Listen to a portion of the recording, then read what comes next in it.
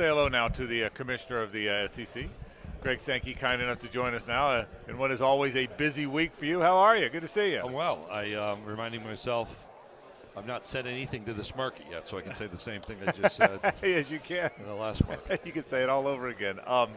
Hey, I got 1,000 things to ask you about, but I think the big one was you spoke to it yesterday. What do we do about NIL? And maybe without governmental help, it's going to be hard. Will you tell for our listeners, Greg, your point about Congress getting involved and what steps would have to happen for that to happen? I'm going to use the term governmental help because that's always a dangerous term. It goes back to Ronald Reagan. Yeah. You know, the greatest lie is I'm here from the government. Right. I'm here to help. I'm here to help. I'm from the government, here to help. But the governmental action put us in the current situation, which is states acting. And whether they did that in the right time frame and whether college athletics was slow, that's all water under the bridge. The states acted, and they've now acted in different ways. And where, for instance, in Florida, which I thought was a pretty good state law initially, and others followed in our footprint, now people are backing away. They've removed state laws, and then they didn't enforce the state laws at the state level when they did exist. And rather than enforce the state laws or delegate that authority someplace else, now states are saying, well, we're not going to enforce our laws, and nobody else can come in and enforce our laws, which leaves you with, to solve all of the collective issues, and I don't mean collectives that have emerged, I mean all of the set of issues present. Congress is the venue to have a consistent national standard to provide consumer protections for young people and their families, and to better define what actual name, image, and likeness activity is and will be moving forward. That's our reality. And I didn't go into all of the why, but we're in this circumstance where our student athletes, not old administrators like me and conference commissioners and coaches, but our student athletes are asking for consistency. They're saying we deserve to line up against an opponent and know that they've got the same policies governing their activity which govern my activity. I think that's an entirely fair proposition that they're introducing, and the venue for that solution on a national basis is congressional activity. All right, so I'm going to play devil's advocate, and I agree with you on the fact that NIL, you've got to have some kind of guardrails. The coaches, however, will tell you the problem is the free transfer. That's the problem, because what the free transfer does, it compounds any issues you have with NIL. How do you get your hands around free transfer? I know the genie's already out of the bottle. Is it possible down the road, if and when pay-for-play comes, you could claw that back and say, we're going to give you revenue sharing, but we've got to claw back the free player movement? Well, there's a huge hypothetical in there. So let me add one more devil's advocate point that you forgot, which is we're also dealing with COVID eligibility extensions. So you have a lot more people in the system with a lot more experience, and they won't rotate out until after next year. Right. Not this coming year, the following year. That will provide a little clarity. Now, remember, transfers went 2 years with no transfer windows. So we've had exactly 1 year with a 60-day transfer window. I think we've learned a lot. I think the length of that window should narrow to about 2 weeks, personally. That would be my advocacy. That's one. Last year, the NCAA entity, the governing entity, acted to say we're going to apply the one-time transfer exception to all sports. And the message back from the Division I Board of Directors is, let's not have a set of waivers. Let's not create a bunch of loopholes. If you actually got back to that, Matt, the coaches would be in a better place. It wouldn't be perfect because I don't think you're going back to the 1980s here. Right. And so you're going to have a little bit more freedom.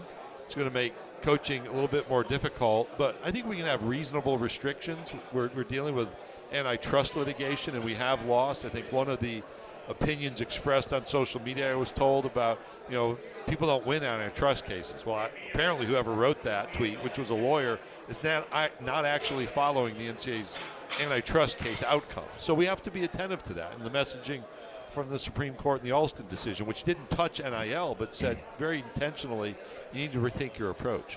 So then does it simply become you get one free transfer and nothing else, no matter what? There's no more exceptions. That would be a healthier place, in my opinion, yeah. And that's the advocacy from the Division I board. And when I was co-chairing the Transformation Committee, we did not have, the transfer regulations on our agenda initially. It was introduced by some of the members. And then trying to have an agreement, collaboration and agreement is a bit of a challenge. So we picked 60 days as the transfer declaration window. There's no decision-making required other than, hey, I want to leave and raise my hand. I think what we've observed from year one is statistically like the vast majority enter in the first week or so. And then the learning experience, and it's anecdotal, is there's a lot of third-party insertion. You go back to December, after about mid-December, 2 weeks, 3 weeks, 4 weeks in, where, hey, I got a deal for you. There's not a lot of interaction, and I think there's a responsibility to your first team still. And I think narrowing that window would be a healthier approach with a one-time exception. Is it going to be decoupled from name, image, and likeness activity? You know what? In the majority of cases, it naturally is. But there will be circumstances where that will be a pressure point. But how does it decouple from tampering? That's the question. Well, that's an interesting question, because we had these great messages when the transfer approach was introduced about send us in Indianapolis your tampering complaints, and we're going to take a hard line against these issues. Didn't happen. Is that what you're telling? Is that what that look means? Didn't happen. There's been no hard line. Is that what those crickets mean? Yeah, right. I'm waiting for that. I hear you. You're right. Other issues. Obviously, conference expansion has been all the talk. Quieter this year because a lot happened before this. Texas and Oklahoma come in next year. USC and UCLA go to the Big Ten. Are you happy with where it is now? Are you happy with where this conference is? I was at a forum hosted by the University of Arizona, and I said publicly which I'll say now. In our Destin meetings, I prepared a memo and kind of an analysis of what was happening around us with expansion. And at the beginning, I said, I would be happy if everyone stayed exactly where they are in the FBS level. Now, that's easy for me to say because we moved and we're at 16. Right. But I actually think there's something healthy with that statement. We need to settle down. Yeah.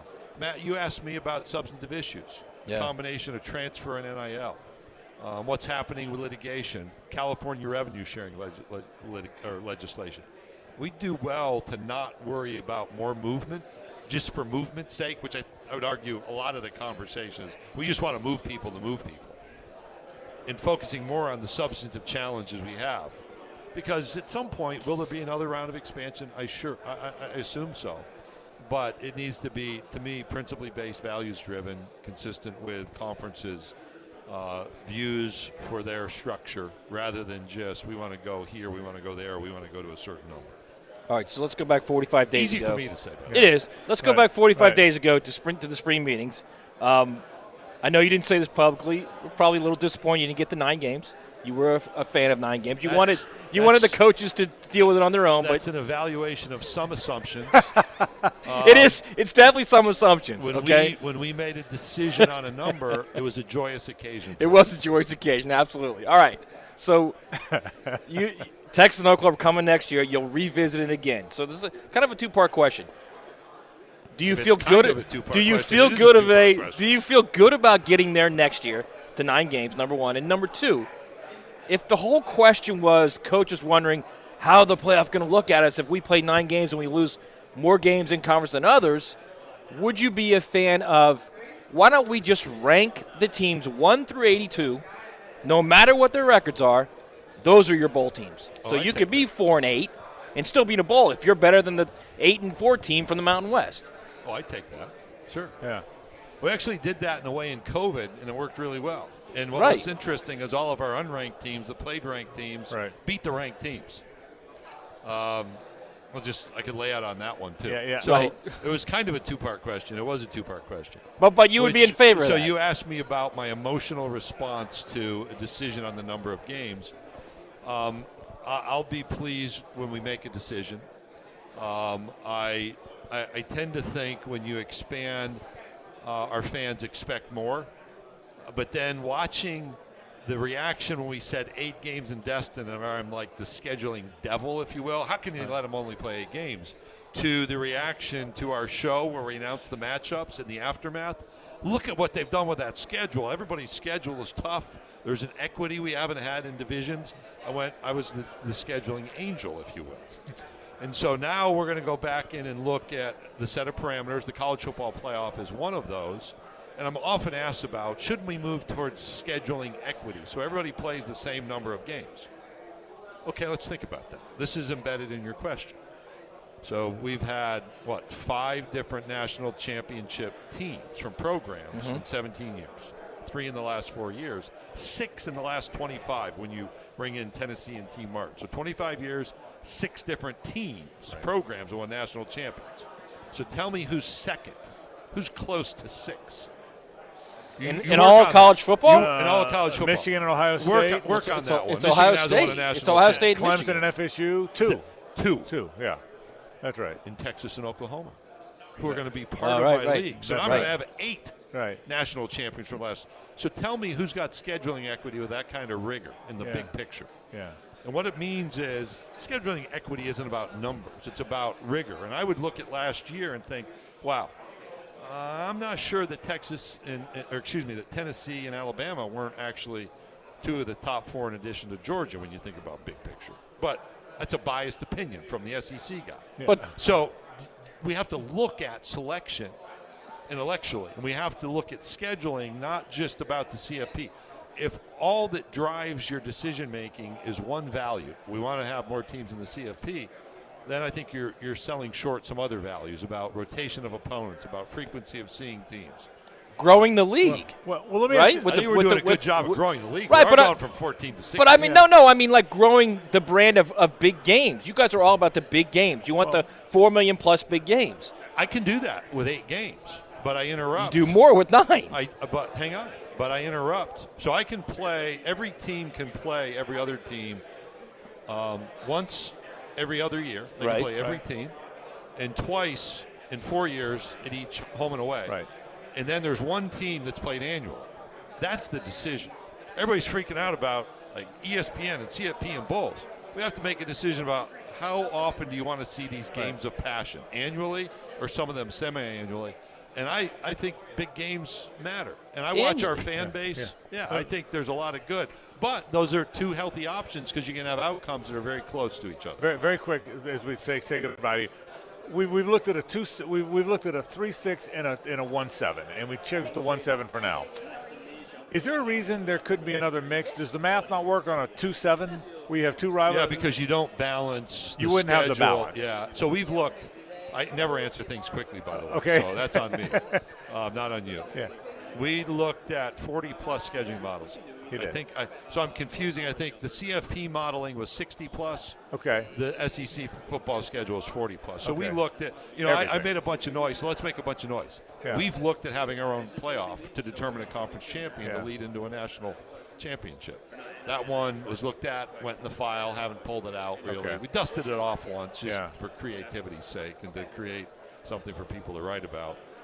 We did look at, so there are a couple models. One is 1-7, 3-6. Right. If you go something in between, the math doesn't work. So somebody will play, Team A would play Team B 3 times in I see. 5 years, and Team C twice The in balance. 4 years. And then you wouldn't have home and away balance. And that's the that point. And won't that's work. the whole point. Yeah, so if we go to 9 games, what Matt's failing to disclose is we're going to have teams that played year 1 go back there in year 2. I'm not failing to disclose that. I'm just And telling that's you you're going to get painful more better because games. I still get asked about the Auburn and Georgia Right. repeat site from 2011 to 2012. And I didn't make that decision. Greg Sankey, I'm getting in I trouble. could go Catherine. on. Yeah, I know we'd you like could. you Believe to. me, I'd want you to. We like you to. All I'm telling you, I just want to look. We have looked at everything in between, though. And in fact, I think, I don't know what the Big Ten is doing. Matt's the Big Ten expert among he the is. 3 of us. He is. Yes, he is. I think they had kind of a hybrid where they have varying numbers of called the annual Flex opponents. Protect, Greg. Yeah. I mean, so, Yeah. yeah, sure. Okay. Wait, real quick. Do you feel good about 9 games getting there by next spring? I feel good about getting to a decision. Right. And you look at the decision we made, does everybody think that 8 games is optimal? No, we have athletics directors and presidents who think that's suboptimal. Right. But we got a heck of a schedule next year. Yeah. When you look at those games, we got to place the games. I thought, like, Alabama-Georgia is one that generates a lot of interest. Oh, they're playing in the regular season. That's a tough game. Yeah. Right. And you're like, you look at somebody's schedule, and then you put that one aside and look at somebody else's schedule. You're like, that's a tough schedule. I had an athletic director at the Texas High School Coaches Association who's a Florida alum. He's like, did you look at Florida's schedule in 24 for the conference? I'm like, yeah, but look at Kentucky's schedule. Okay. I mean, look at what Vanderbilt has coming in here. to play. I mean, it's actually pretty cool. I think it's exciting, even though it's 8 and Matt doesn't like it. Yeah, and Matt doesn't. Greg Sankey's the commissioner of the SEC. You're a busy man. Greg, thanks for stopping by. We Thank sure you. appreciate it.